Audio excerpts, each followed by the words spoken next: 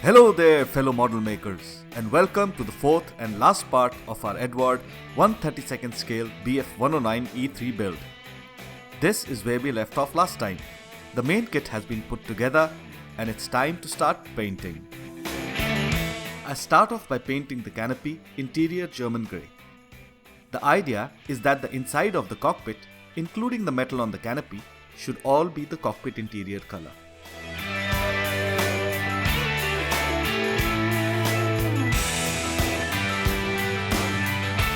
I next give the entire kit a coat of AK Interactive's Extreme Metal Aluminium.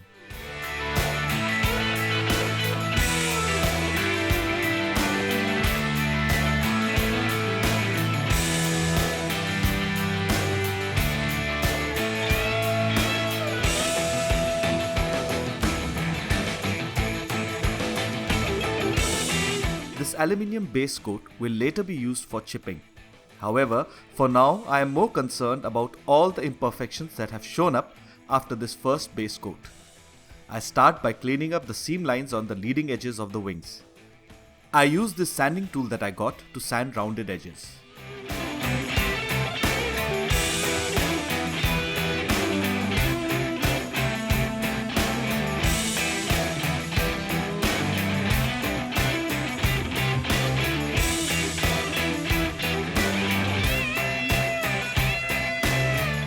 Some cleanup is also required on the top joint of the fuselage.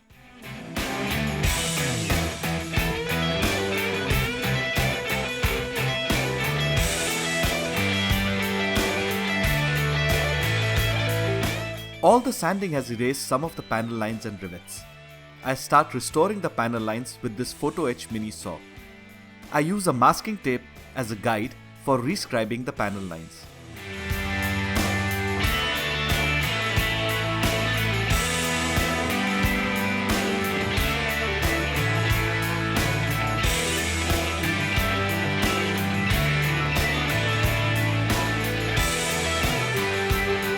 Finally, I clean the new panel line with some Tamiya extra thin cement. In some places, like the wing joints, which has taken a lot of puttying and sanding, I do some additional repair work with this instant glue gel. I first used it to clean up the wing joint and will now use it to restore this feature which got sanded down.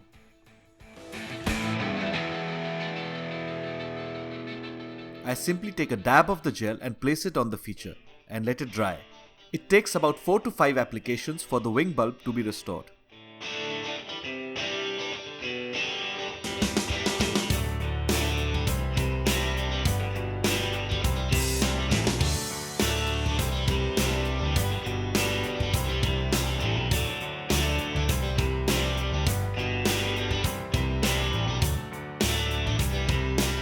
As I do more and more sanding, I need to repair panel lines and rivets all over the kit. I next use this handheld needle to restore the rivets.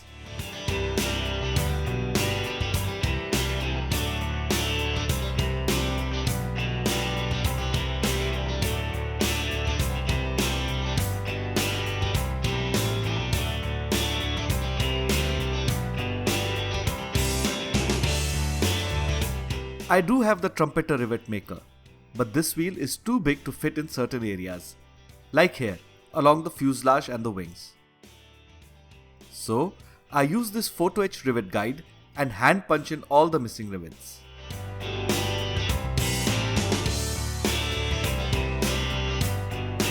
It is easier to use the rivet making tool parallel to the fuselage on the wing. The masking tape acts as a guide to keep the line straight, as I restore the rivets with the riveting wheel. The wheel incidentally comes with a holder, but I find that I have more control and can see better when I don't use the holder.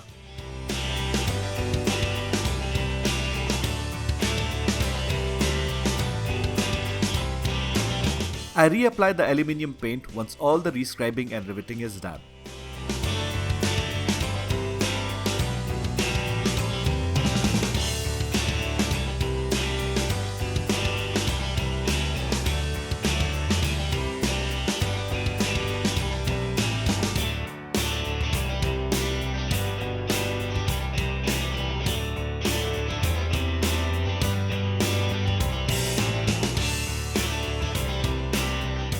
I will be using the hairspray chipping technique on this kit.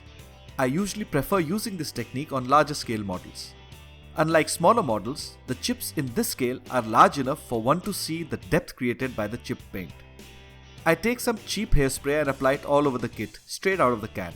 Just make sure that if you decide to use this technique, to check how well your hairspray works on a test subject before applying it on the kit.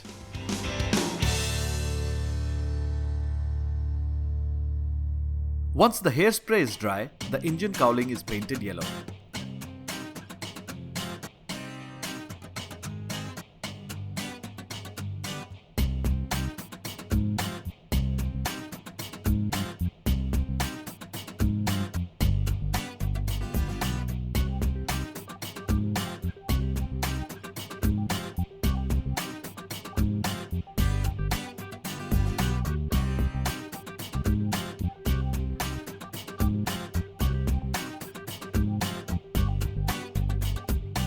The yellow area is masked, and I start with the light blue RLM76 for the lower side of the aircraft.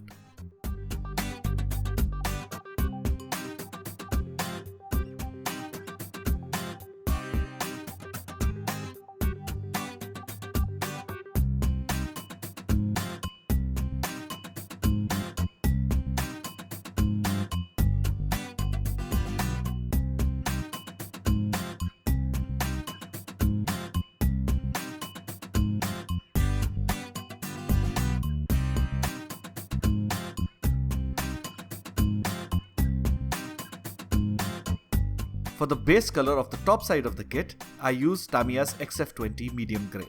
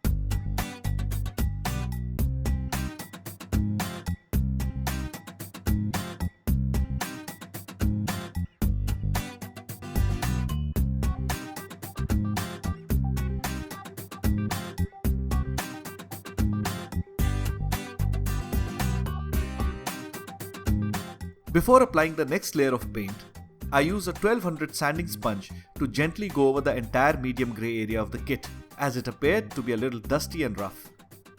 The sanding smoothens out the finish.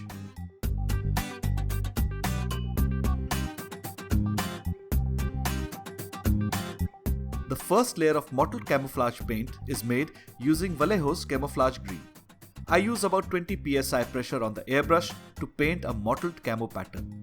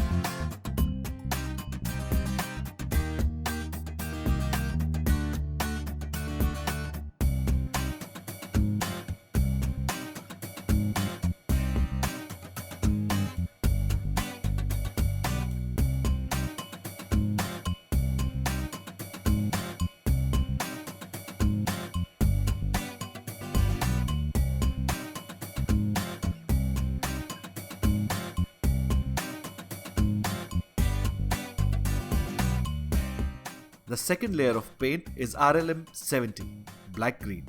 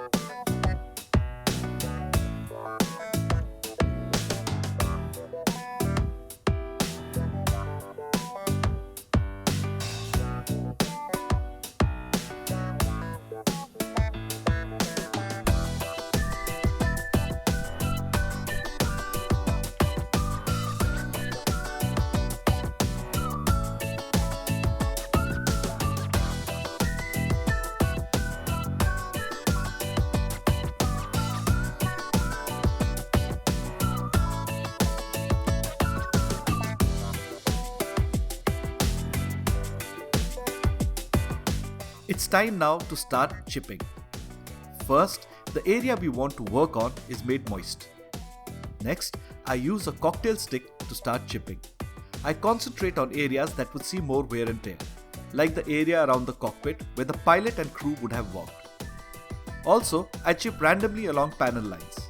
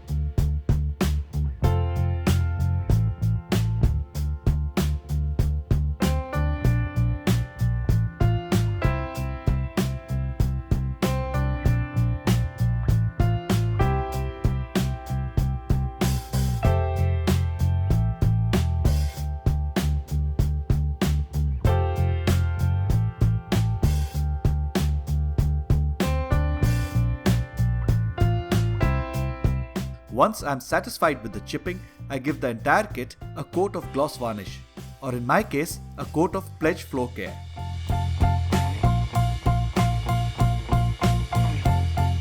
Once the gloss varnish is dry, it's time to start applying the decals. I will be using Microset and Microsol for this. I moisten the area where the decal has to go with Microset and some water.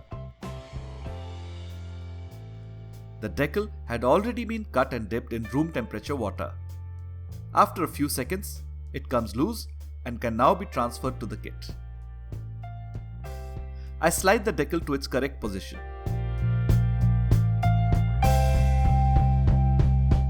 I roll a Q-tip over the decal to remove any air or liquid that may be trapped under it.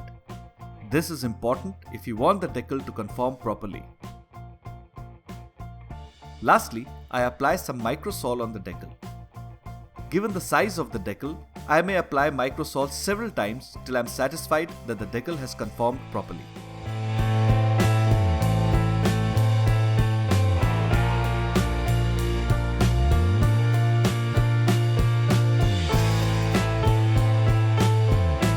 These decals on the underside of the wings have to go over these blisters.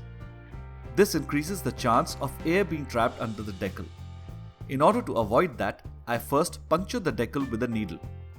The marks are tiny and will not show later. However, they are helpful in releasing trapped air and liquid.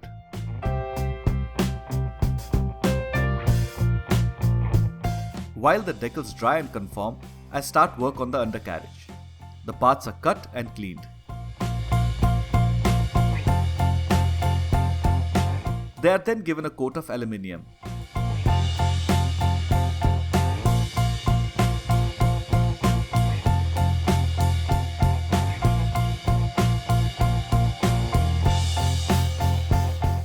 Once the paint is dry, I give the parts a coat of hairspray, like I did to the main aircraft body.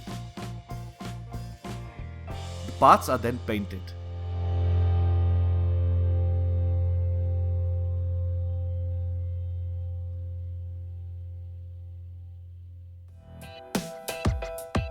Once this second layer of paint is dry, I add some chipping to these parts as well.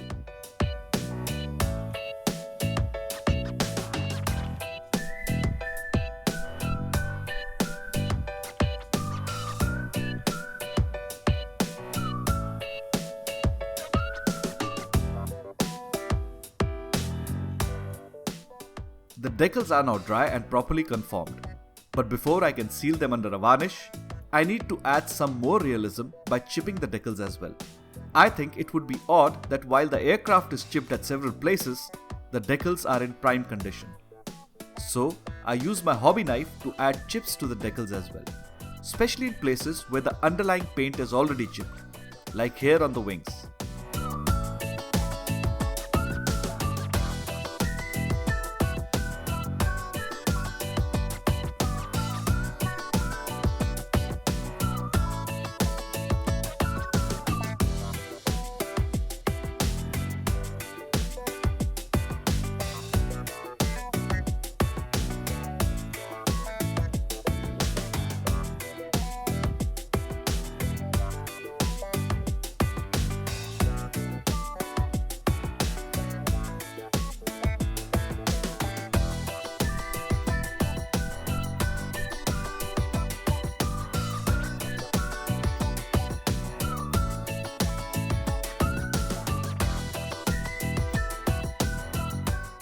The kit is now given another gloss varnish coat.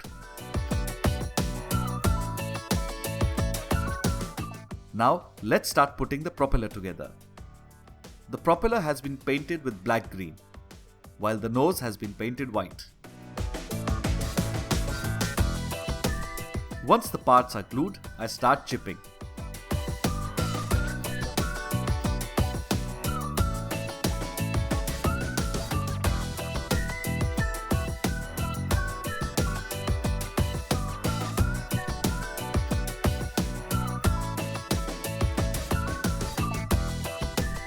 I make my own stew for an oil wash. I take some black and brown oil paints and then mix them with some turpentine.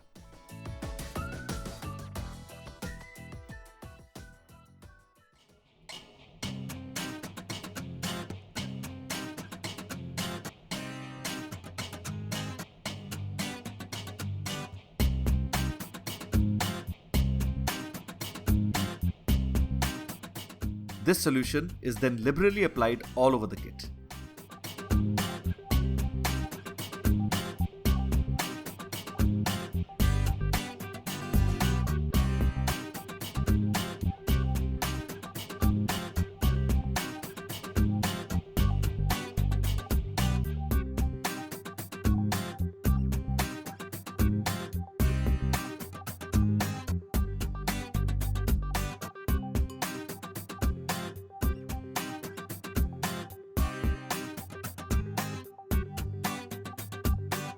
I let the wash dry for about half an hour and then use a clean paper towel to wipe it away. I move in the direction of the airflow so that if I leave behind any streaks, they appear natural.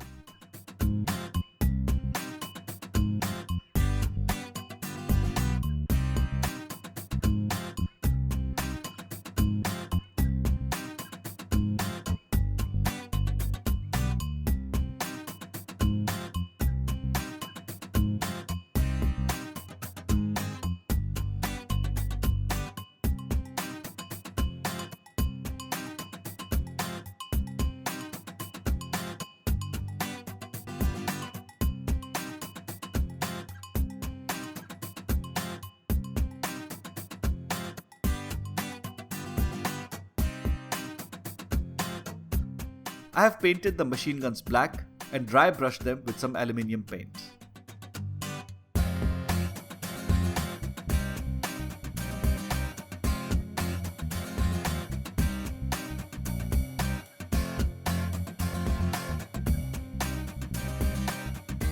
All the parts are now glued to the kit, and I give everything a coat of matte varnish. This helps blend all the various layers of paint and wash, as well as mellow down the shine on the kit, making it more realistic.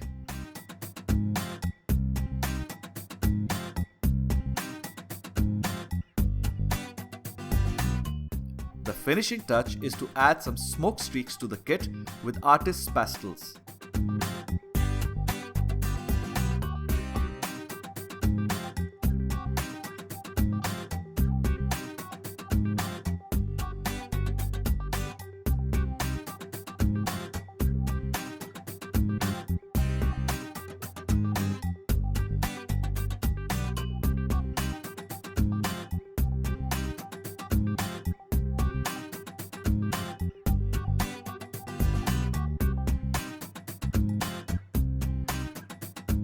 And finally, here it is, fellow model makers. My take on Joseph Pips Priller's Yellow One. I hope you enjoyed the video. Please do like and subscribe. Till next time, good luck and happy modeling.